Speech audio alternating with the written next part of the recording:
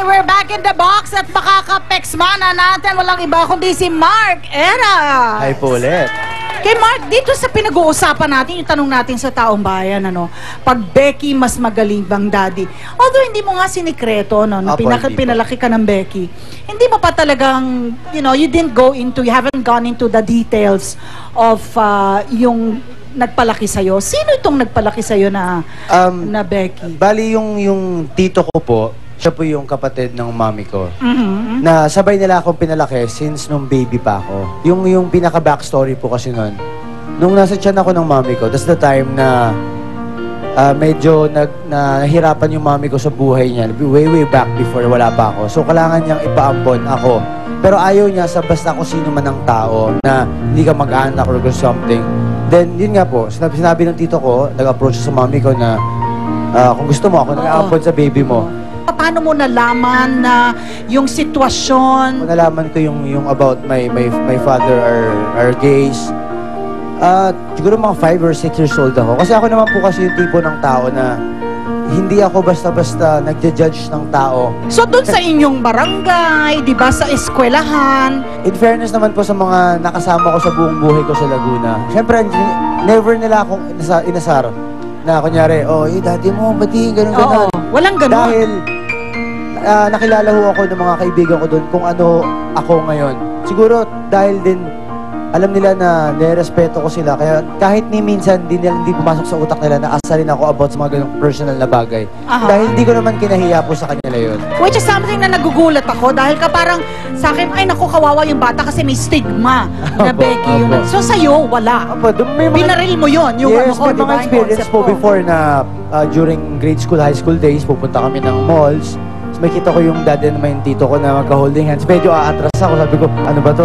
Kita ko. Or minsan, mas uuna ako sila maglakad. Yung mga ganong klaseng bagay lang. Pero, yung totally na ikahiya ko sila at mahiya ako sa buhay na pinagdaanan ko, wala ho, never ho nangyari sa akin yun. At of all the parents in the world, pwede mong piliin kung sino ang pipiliin mong magulang. Sila pa rin ba ang pipiliin mo? Hindi ko ho kailangan magpalit. Hindi ko kailangan maghanap ng bagong magpapalaki sa akin. Mama, kapiling po natin dito ngayon. Ayan, si Vic, ayan, si Ate Vic. At sabi niya, oo,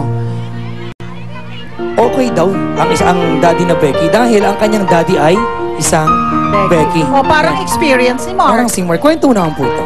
Paano yung setup? Kasi po, isang anak lang ako. Ngayon, ang tatay ko po kasi, matagal na alam ko naman na talaga sinabi na ng nanay ko. Tsaka nakikita ko rin po kasi iba yung kilos niya talaga. Ang mahirap lang po sa part ng isang ganun, pag nag-aaral ka, minsan hindi mo maiwasan, tinutukso ka ng mga classmates mo, nandun po yung pula. Pero para sa akin po, kasi kahit wala ang nanay ko, naasikaso po ako ng tatay ko. Pag umalis ang nanay ko, siya nagpapaligo sa akin. Siya po nag-aasikaso sa akin. Proud na proud po ako sa kanya. Hi, very inspiring. Oh, very Gusto ko na maging Becky. Ay. Mabalikan ko lang si Mark. Eto naman ngayon at syempre, nakikinig itong uncle mo who raised you. What would you like to tell? Kay Daddy June, okay, and sa aking Papa Pim. Ayan. Thank you for raising me well. Well, alam ko po, ang daming yung pinagdaanan sa akin, ang daming yung kayo nagpaaral sa akin. Maraming salamat for taking care of me.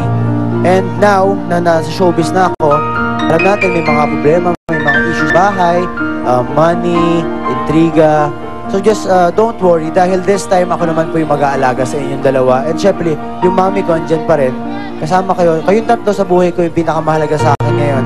Kaya sa inyo po, Dad, Papa P, maraming salamat. Kung ano man yung mga nagawa akong kasalanan sa inyo, alam ko naman naiintindihan niyo ako.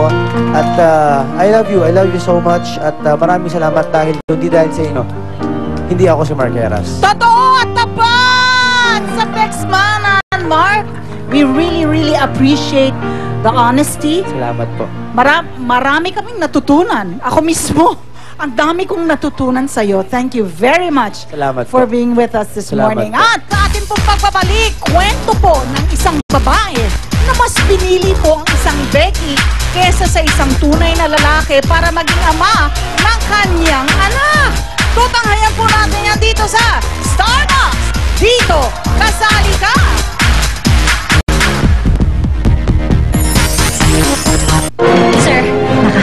superhuman.